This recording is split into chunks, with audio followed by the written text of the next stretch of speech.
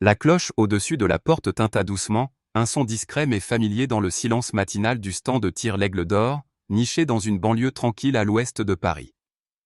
Les rayons du soleil perçaient à travers les fenêtres poussiéreuses, illuminant les murs tapissés d'affiches de compétition de tir et de photos de tireurs souriants, posant fièrement avec leurs médailles. Jacques Moreau, un ancien légionnaire de 70 ans aux cheveux grisonnants et aux yeux perçants, nettoyait un vieux fusil de chasse derrière le comptoir. Ses mains, marquées par des années de service et de dur labeur, manipulaient l'arme avec une précision mécanique, mais son regard se tourna vers la porte lorsque celle-ci s'ouvrit. Une femme entra, ses pas silencieux sur le sol en béton, comme si elle glissait plutôt que marchait. Élise Dubois. Elle portait une veste en cuir usé, un jean délavé et des bottes noires qui semblaient avoir vu trop de route. Ses cheveux noirs, attachés en une queue de cheval stricte, encadraient un visage sérieux, mais ses yeux, d'un brun profond, trahissaient une vigilance constante, scrutant chaque coin de la pièce. Jacques posa son chiffon, intrigué. « Vous êtes ici pour le poste d'instructrice » demanda-t-il, sa voix rauque mais chaleureuse, empreinte de cette courtoisie typiquement française, même envers une inconnue. Élise hocha la tête, son expression impassible. « Oui, monsieur. » Sa voix était ferme, presque trop contrôlée, comme si chaque mot était pesé avant d'être prononcé. Elle tendit une enveloppe en papier craft, contenant un curriculum vitae si mince qu'il semblait à peine digne d'un lycéen. Jacques le parcourut rapidement, baccalauréat, quelques années d'études en droit à la Sorbonne, abandonné, aucune mention de service militaire ou d'expérience professionnelle notable. Pourtant, lorsqu'il observa ses mains, il remarqua des callosités aux endroits précis où les tireurs d'élite, ceux entraînés pour le combat, emportaient en les marques. « Vous avez déjà enseigné » demanda-t-il, plissant les yeux. Élise répondit sans hésiter, « Un peu. Je suis doué avec les armes. » Jacques haussa un sourcil, mais ne dit rien. Il y avait quelque chose chez cette femme, une aura de mystère, comme un roman de Simenon dont on n'aurait lu que la première page. « Allons voir ce que vous savez faire, » dit-il en la conduisant vers le stand de tir, où l'odeur de poudre et de métal flottait dans l'air. Élise saisit un pistolet Beretta avec une aisance qui fit frissonner Jacques. Sa posture était parfaite. Épaules relâchées, pieds écartés juste comme il faut, regard fixé sur la cible à 20 mètres. Elle tira 15 coups en rafale, chaque détonation résonnant comme un métronome. Lorsque Jacques s'approcha de la cible, il siffla d'admiration. Chaque balle avait atteint le centre, formant un motif si serré qu'il aurait fait rougir un instructeur de la Légion. « Où avez-vous appris à tirer comme ça » demanda-t-il, incapable de cacher sa stupéfaction. Élise détourna le regard, ses doigts serrant légèrement le pistolet. « Mon père. Il était militaire. Il m'a appris quand j'étais petite. J'ai aussi fait des compétitions à l'université. » Et ce que Jacques acquiesça, mais il n'était pas convaincu. Cette femme ne tirait pas comme une amatrice de compétitions universitaires. Ses gestes étaient ceux d'une professionnelle, d'une personne entraînée à survivre dans des situations où une seconde d'hésitation signifiait la mort. Derrière le comptoir, Claire, la jeune réceptionniste de l'Aigle d'Or, observait la scène avec des yeux écarquillés. À peine 25 ans, timide et réservée, Claire passait ses journées à répondre au téléphone et à organiser les réservations, mais quelque chose chez Élise l'intriguait. Peut-être était que cette assurance froide, ou la manière dont elle semblait toujours prête à bondir, comme un félin guettant d'une menace invisible. Claire, qui avait grandi dans un petit village de Normandie et rêvait d'écrire des romans, voyait en Élise un personnage tout droit sorti d'une intrigue policière. Elle est incroyable, non, c'est pas murmura-t-elle à Jacques alors qu'Élise rangeait le pistolet. Jacques grogna en guise de réponse, mais son esprit tournait à plein régime. Il avait vu des tireurs talentueux en 30 ans de carrière, mais aucun civil n'avait jamais tiré avec une telle précision. Le salaire était de 12 € de l'heure, payé en liquide tous les jours. « Tu commences demain, si ça te va, » dit Jacques, revenant à son ton bourru mais bienveillant. Le visage d'Élise s'illumina d'un soulagement palpable, comme si un poids invisible venait de s'envoler. « Merci, monsieur, » répondit-elle, sa voix adoucie par une gratitude sincère. En remplissant les formulaires, elle indiqua l'adresse d'un hôtel modeste près de la gare de Saint-Lazare et laissa plusieurs champs en blanc, pas de contact d'urgence, pas de famille. Jacques fronça les sourcils. Tout va bien, Élise? On dirait que tu fuis quelque chose. Elle leva les yeux, et pendant une fraction de seconde, une lueur dangereuse traversa son regard, comme un éclair dans un ciel d'orage. Puis elle sourit, un sourire crispé. J'ai juste besoin d'un nouveau départ, monsieur. Jacques n'insista pas, mais il savait que cette femme cachait quelque chose d'important. Les jours suivants, Élise s'intégra rapidement à l'Aigle d'Or. Elle enseignait avec une patience surprenante, guidant les novices avec des instructions claires et précises. Tenez l'arme fermement, mais sans crispation, expliquait-elle à Madame Dupont, une retraitée venue apprendre à tirer pour se sentir plus en sécurité. Respirez lentement, et pressez la détente comme si vous caressiez une plume. Lorsque Madame Dupont toucha la cible pour la première fois, elle applaudit avec l'enthousiasme d'une enfant. « Vous êtes une professeure née !» s'exclama-t-elle. Jacques, observant depuis le comptoir, ne pouvait qu'approuver. Mais tout le monde n'était pas aussi charmé. Philippe Garnier, un client régulier, ancien policier à la retraite et fier de ses 20 ans d'expérience au tir, grognait souvent à propos d'Élise.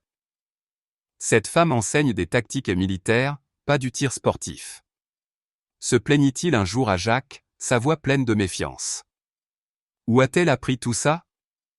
Elle n'est pas nette. Jacques haussa les épaules, mais les mots de Philippe firent écho à ses propres doutes. Élise se positionnait toujours de manière stratégique, gardant un œil sur les entrées et sorties, comme un soldat en territoire ennemi. Un après-midi, alors qu'Élise enseignait à un groupe de jeunes, un incident attira l'attention de Jacques. Un adolescent, maladroit avec son arme, demanda comment viser dans des conditions de faible lumière. Élise, sans réfléchir, répondit. Dans le désert, quand la lune est basse, tu apprends à te fier à ton instinct. Elle se tut immédiatement, comme si elle avait révélé un secret. Le garçon la regarda, perplexe. Le désert? Vous avez tiré dans le désert? Élise rougit légèrement et changea de sujet, mais Jacques avait entendu. Le désert. Quel civil parlait ainsi? Claire, qui rangeait des dossiers à côté, nota l'échange dans son carnet, un réflexe d'écrivaine en herbe. Bah Soma? Elle a un passé, c'est sûr, murmura-t-elle à elle-même, son imagination s'emballant. Quelques jours plus tard, alors qu'Élise nettoyait un fusil, Jacques remarqua des cicatrices sur ses avant-bras, visibles sous ses manches relevées. Ce n'étaient pas des marques ordinaires, mais des traces de blessures anciennes, comme celles qu'il avait vues sur des camarades de la Légion après des entraînements brutaux. Jolie cicatrice, dit-il avec un ton léger, espérant une réponse. Élise baissa rapidement ses manches. J'ai fait beaucoup de sport quand j'étais jeune. Des accidents. Mais Jacques n'était pas dupe. Ces cicatrices parlaient d'un passé plus sombre que du simple sport.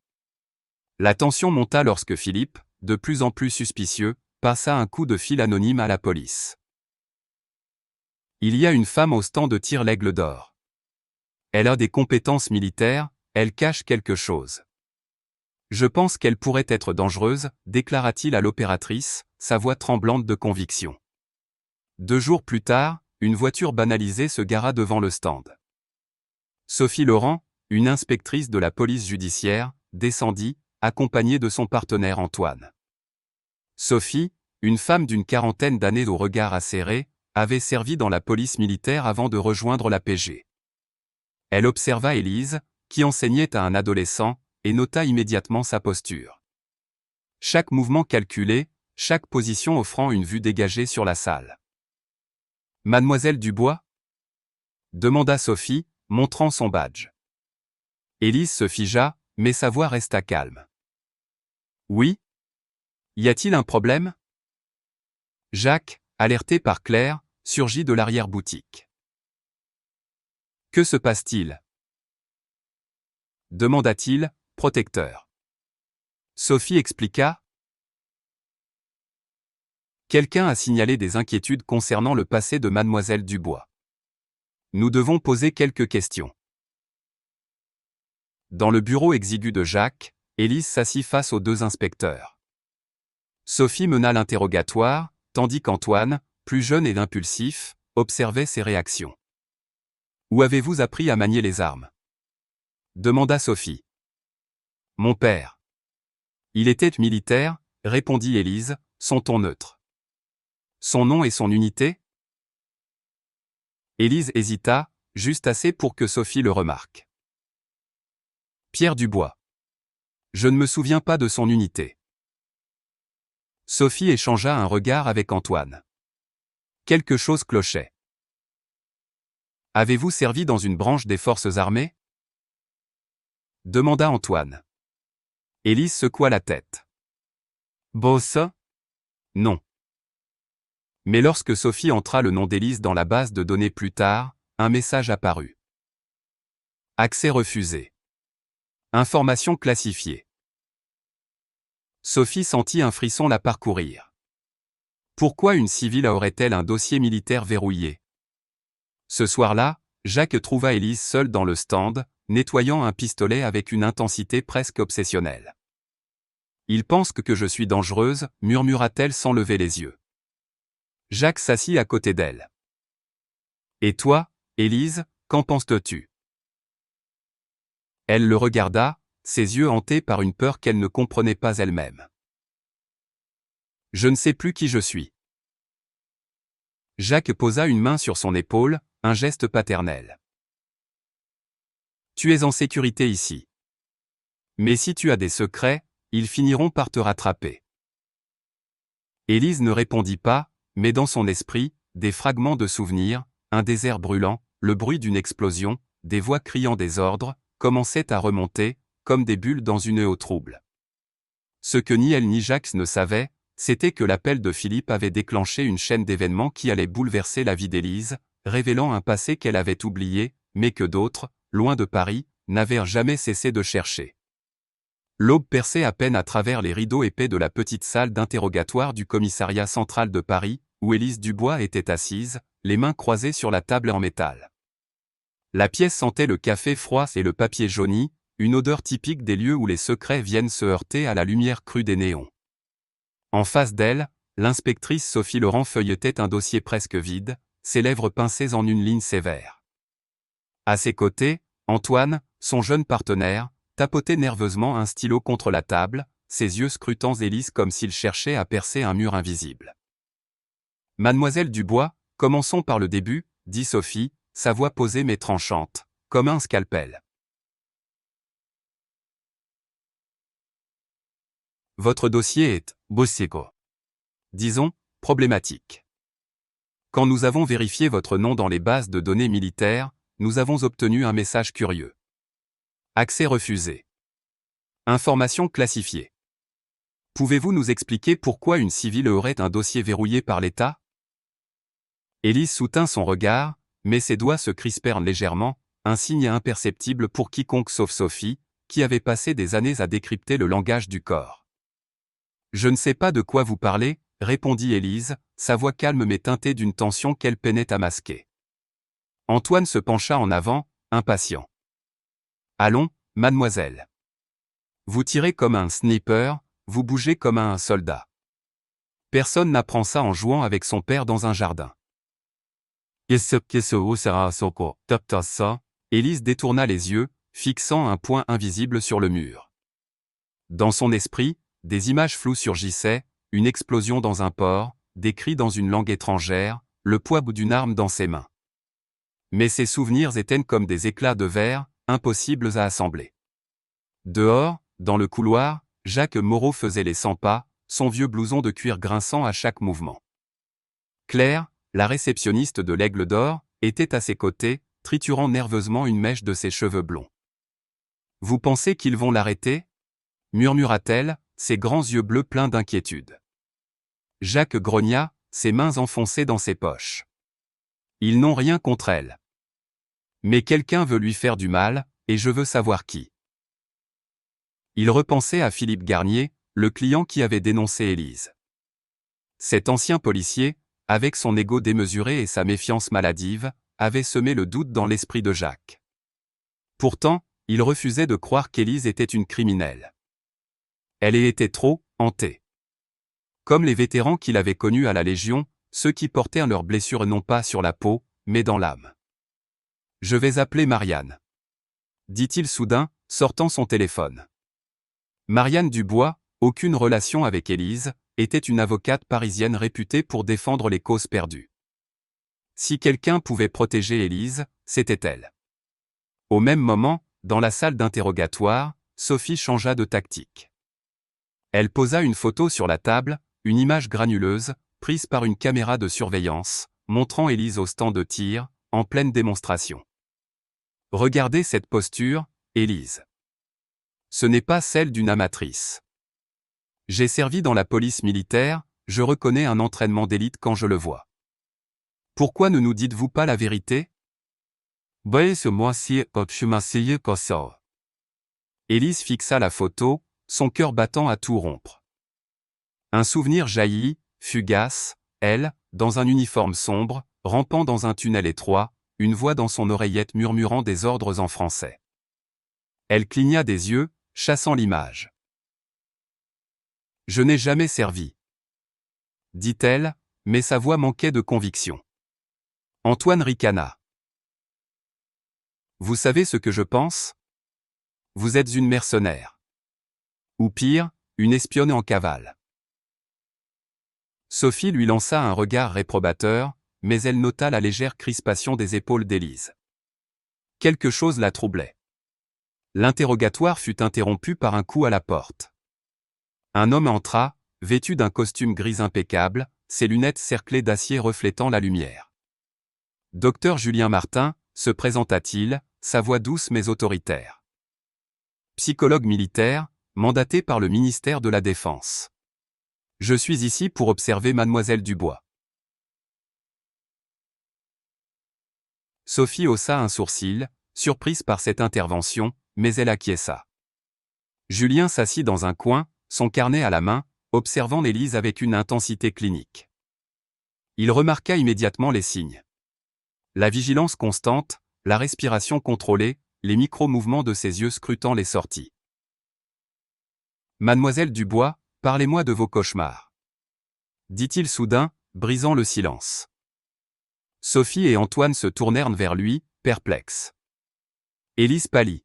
« Je n'ai pas de cauchemar, mentit-elle. » Mais Julien ne la croyait pas.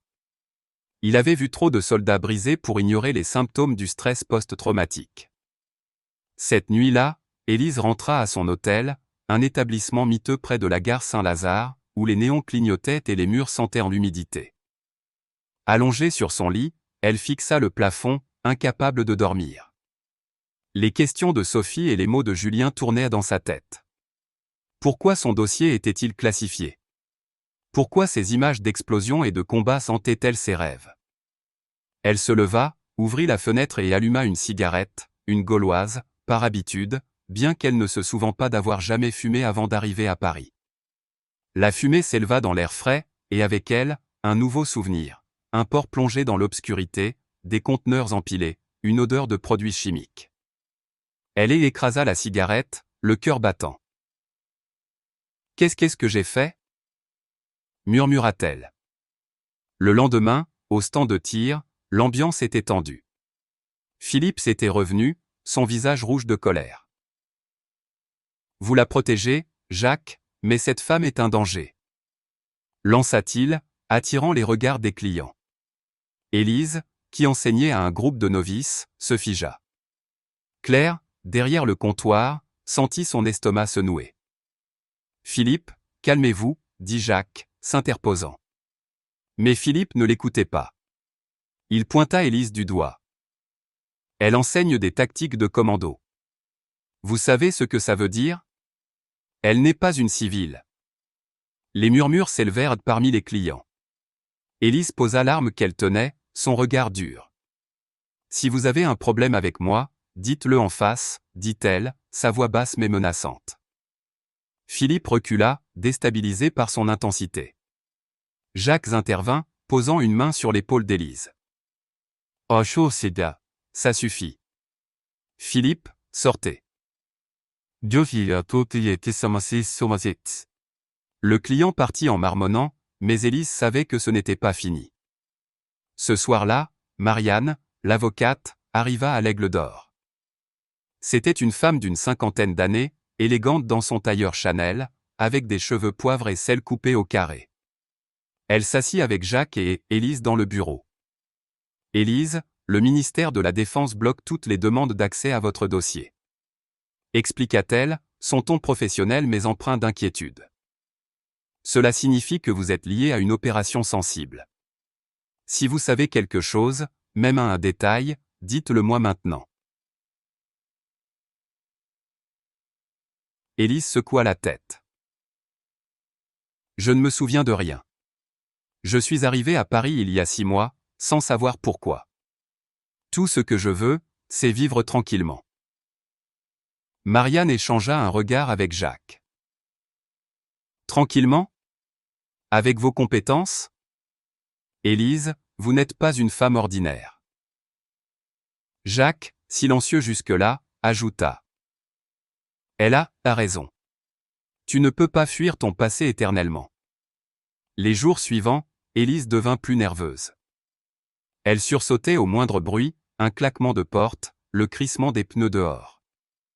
Claire, qui l'observait discrètement, nota son comportement dans son carnet, se demandant si Élise était une héroïne ou une fugitive. Un samedi après-midi, alors que le stand était bondé, une voiture pétarada dans le parking.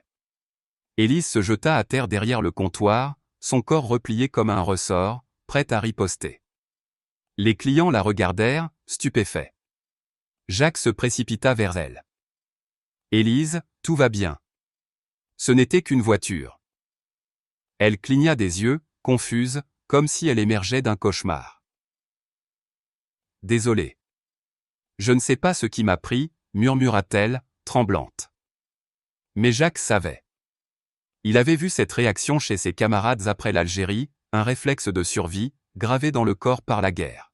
Ce soir-là, Julien Martin revint au stand, à la demande de Jacques. Il s'assit avec Élise dans un coin calme, loin des regards curieux. « Élise, ce qui s'est passé aujourd'hui est un symptôme classique du stress post-traumatique, » expliqua-t-il, sa voix empreinte de compassion. « Votre corps réagit comme si vous étiez encore sur un champ de bataille. Avez-vous des flashs ? Des images qui reviennent ? » Élise hésita, puis hocha la tête. « Parfois, je vois un port. Une explosion. Des hommes armés. Mais je ne sais pas si c'est réel. » Julien prit des notes. « Ces souvenirs sont réels. Votre esprit les a fragmentés pour vous protéger. Peut-être à cause d'un traumatisme grave, comme une blessure à la tête. » Élise toucha instinctivement son front, où une fine cicatrice, cachée sous ses cheveux, semblait pulser. « Je ne me souviens pas d'un accident, » dit-elle. Julien la regarda avec gravité. « Et si vous aviez été militaire ? Une blessure aurait pu effacer vos souvenirs. » La conversation fut interrompue par un appel urgent de Marianne. « Jacques, j'ai essayé d'accéder au dossier d'Élise via un contact au ministère. Ils m'ont dit que son nom est sous surveillance fédérale. Quelqu'un de très haut placé veut garder ces informations secrètes. » Jacques sentit un frisson le parcourir. « Qu'est-ce que ça veut dire ? » demanda-t-il. Marianne répondit, « Ici. Ça signifie qu'Élise n'est pas une civile ordinaire. Et qu'elle pourrait être en danger. » Élise, qui écoutait en silence, sentit une vague de panique l'envahir. « Je ne me souviens de rien. Si j'étais militaire, je le saurais. » cria-t-elle, sa voix brisée. Julien posa une main apaisante sur son bras. Parfois, l'esprit choisit l'oubli pour survivre. Cette nuit-là, Élise fut réveillée par un cauchemar plus vivide que jamais. Elle se voyait courir dans un port, une arme à la main, des flammes léchant les murs. Objectif neutralisé. Équipe Alpha, repli. Criait-elle dans son sommeil, sa voix rauque. Elle se réveilla en sueur, les mots résonnant dans sa tête. Pour la première fois, elle se demanda si elle fuyait non pas la police, mais ses propres souvenirs. Au stand de tir, le lendemain, elle évita les regards de Jacques et de Claire. Mais un nouvel incident allait tout précipiter. Alors qu'elle nettoyait une arme, un client fit tomber une boîte de munitions, provoquant d'un bruit métallique. Élise se retourna brusquement, saisissant un pistolet chargé, et pendant une fraction de seconde, elle visa le client comme s'il était une menace. La salle se figea. Claire, pétrifiée, laissa tomber son carnet. Jacques bondit, arrachant l'arme des mains d'Élise. « Élise, stop !» cria-t-il. Elle s'effondra à genoux, les larmes aux yeux. « Je ne sais pas ce que je fais. » murmura-t-elle. Julien, appelé en urgence, arriva peu après. Il emmena Élise à l'hôpital pour une évaluation complète. Dans la salle d'examen, alors qu'un médecin vérifiait ses réflexes, Julien observa les cicatrices sur ses bras. « Ce ne sont pas des blessures sportives, dit-il au médecin. Ce sont des marques d'un entraînement d'élite. » Les analyses sanguines révélèrent des traces de sédatifs puissants, utilisés parfois pour traiter des soldats en état de choc. Julien passa un appel discret. « Ici le docteur Martin, hôpital Cochin. J'ai une patiente, Élise Dubois, avec des symptômes graves de stress post-traumatique. Je dois consulter son dossier militaire. » La réponse fut immédiate. Ce nom est ce signaler. Ne divulguez rien. Quelqu'un sera là dans l'heure. Élise, allongée sur le lit d'hôpital, fixa le plafond, ignorant que la vérité sur son passé était sur le point de surgir, comme une tempête balayant tout sur son passage. Dans la lumière tamisée d'une chambre d'hôpital à Lyon, Élise Dubois était allongée, les yeux fixés sur le plafond blanc, tandis qu'un moniteur émettait un bip régulier à son chevet. Une femme en uniforme de la Marine nationale entra, son pas assuré contrastant avec la douceur de son regard. « Commandante Dubois, dit-elle, sa voix grave mais empreinte de respect. Je suis l'amiral Catherine Lefebvre. Vous souvenez-vous de moi ? » Élise cligna des yeux, confuse, son esprit embrouillé par des fragments de souvenirs qui refusaient de s'aligner. « Je ne suis pas commandante, » murmura-t-elle, sa voix tremblante. « Je travaille dans un stand de tir. » Catherine s'assit à côté d'elle, posant un dossier sur la table. « Élise, vous avez disparu depuis 8 mois.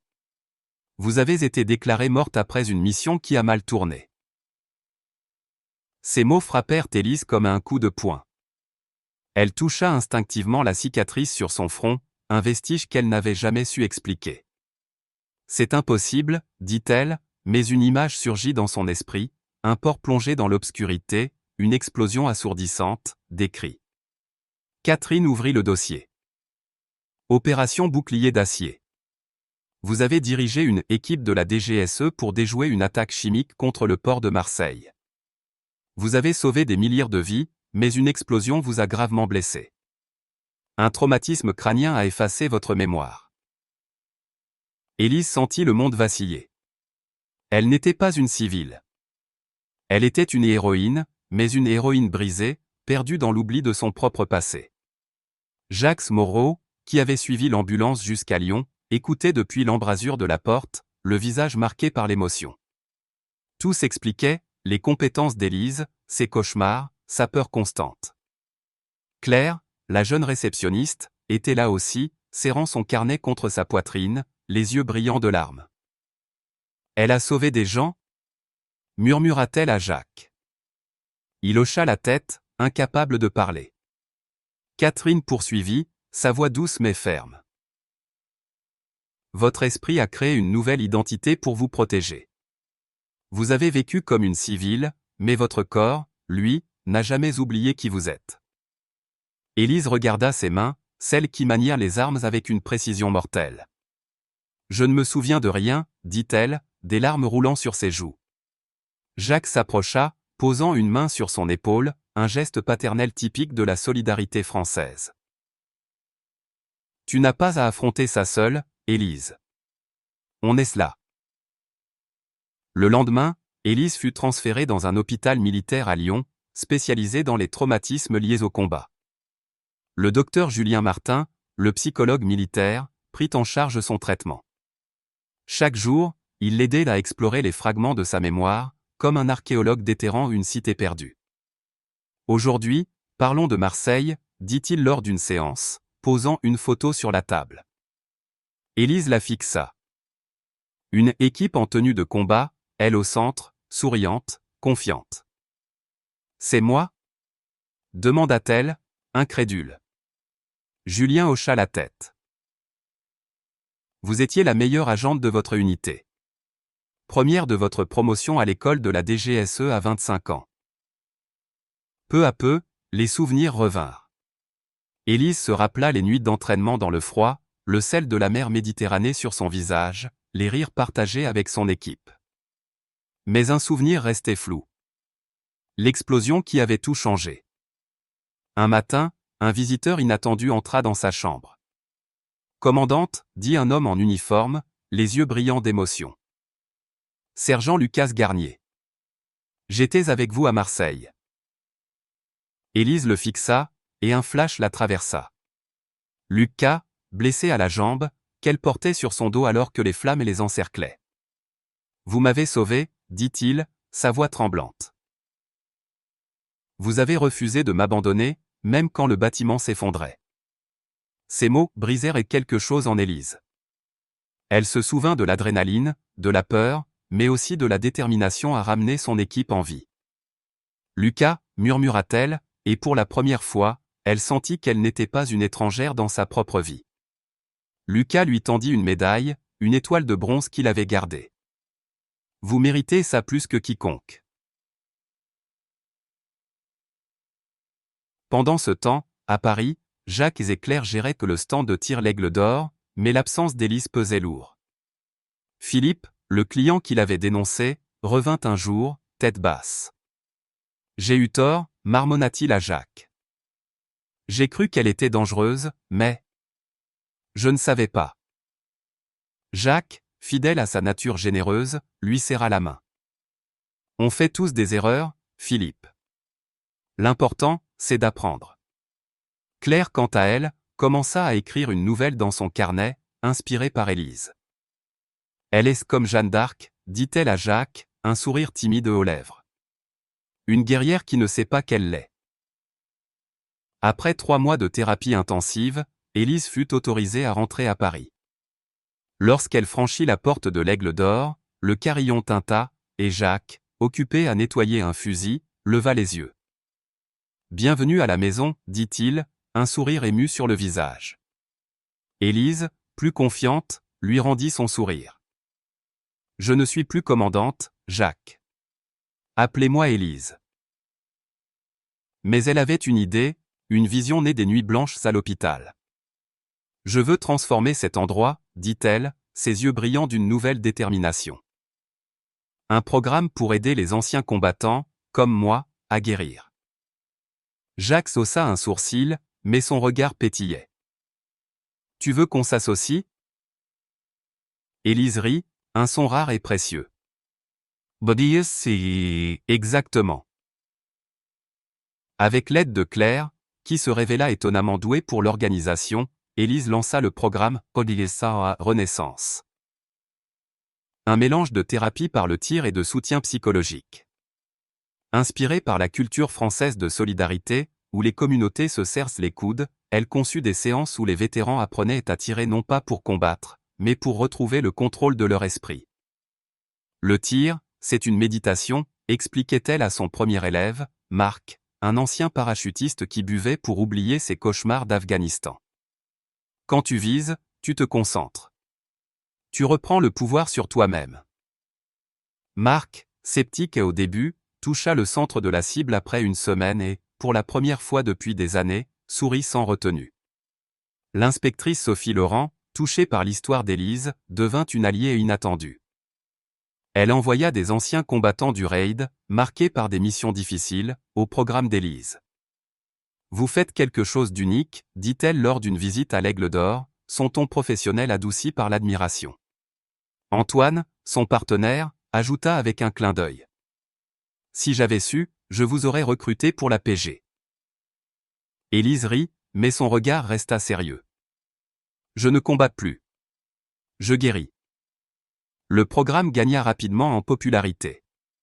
Des vétérans de toute la France, de Brest à Strasbourg, affluaient à l'Aigle d'Or. Élise embaucha de nouveaux instructeurs, tous deux anciens soldats ayant suivi son programme. Claire, désormais assistante de direction, gérait les inscriptions avec une efficacité surprenante, abandonnant peu à peu son rêve d'écrivain pour embrasser une vocation plus concrète.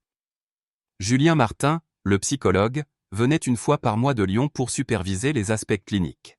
« Votre méthode fonctionne », dit-il à Élise, montrant des données. Les participants avaient un taux de suicide réduit de moitié et des relations familiales améliorées. Vous redonnez de la dignité aux gens. Un soir, alors que le stand fermait, l'amiral Catherine Lefebvre revint avec une nouvelle et inattendue. Élise, le ministère de la Défense veut financer votre programme pour l'étendre à toutes les bases militaires françaises. Élise, submergée, regarda Jacques. Je ne m'attendais pas à ça. Jacques, fidèle à son humour bourru, répondit, les bonnes idées voyagent vite, comme un bon vin. Mais Élise insista pour garder l'Aigle d'Or comme centre névralgique, un lieu où chaque vétéran recevrait une attention personnelle, à la française, où l'humain prime sur la bureaucratie. 1 an plus tard, une cérémonie eut lieu à l'Aigle d'Or. Par une matinée fraîche, des vétérans, des familles et des officiels se rassemblèrent dans le stand, décorés de drapeaux tricolores. Catherine lut une citation. Pour son héroïsme lors de l'opération Bouclier d'acier, Élise Dubois a sauvé des milliers de vies. Élise reçut la Légion d'honneur, une distinction rare, mais ce qui la toucha le plus fut de voir Marc, son premier élève, au premier rang, tenant la main de sa fille pour la première fois depuis des années. Cette médaille est à nous tous, dit-elle dans son discours, sa voix vibrante. À ceux qui ont le courage de guérir. Jacques, honoré pour son soutien, reçut une médaille civile pour service rendu à la nation. J'ai juste fait ce qu'un honnête homme ferait, dit-il, essuyant une larme. Sophie et Antoine, présents, applaudirent avec fierté. Vous nous avez appris à voir au-delà des dossiers, dit Sophie à Élise après la cérémonie. Le programme s'étendit bientôt à l'international, avec des centres en Belgique et au Canada adoptant les méthodes d'Élise. Elle voyagea pour former des instructeurs, expliquant, la douleur ne connaît pas de frontières, mais la guérison non plus.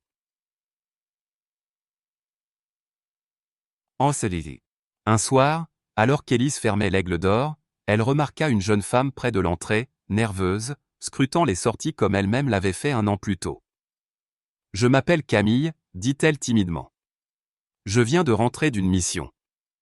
Et je ne vais pas bien. » Élise sourit, touchant le petit insigne de l'Aigle d'Or qu'elle portait toujours. « Vous êtes au bon endroit, Camille. Venez, je vais vous présenter Jacques. » En regardant Jacques accueillir Camille avec sa chaleur habituelle, Élise sentit une paix profonde l'envahir. La guerrière brisée était devenue une guérisseuse, et l'Aigle d'Or, un phare d'espoir pour tous ceux qui cherchaient une seconde chance. L'histoire d'Élise Dubois dans le mystère à l'Aigle d'Or est une ode à la résilience et à la rédemption, des valeurs chères à la culture française, où l'on célèbre l'humain dans ses combats et ses triomphes.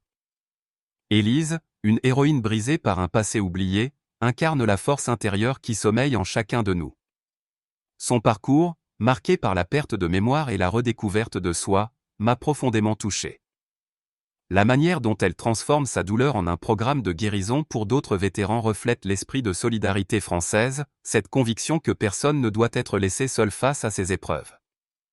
J'admire sa capacité à surmonter l'adversité, non pas pour elle-même, mais pour offrir une seconde chance à autrui, un écho à l'idéal de fraternité inscrit dans notre devise nationale. Cette histoire m'enseigne une leçon précieuse. Nos blessures, qu'elles soient visibles ou non, peuvent devenir des ponts vers les autres. Dans la vie quotidienne, cela signifie écouter avec empathie, tendre la main à ceux qui souffrent en silence, comme Jacques l'a fait pour Élise. En France, où les liens communautaires sont sacrés, nous pouvons appliquer cet enseignement en soutenant nos proches, en valorisant les initiatives locales ou en participant à des associations.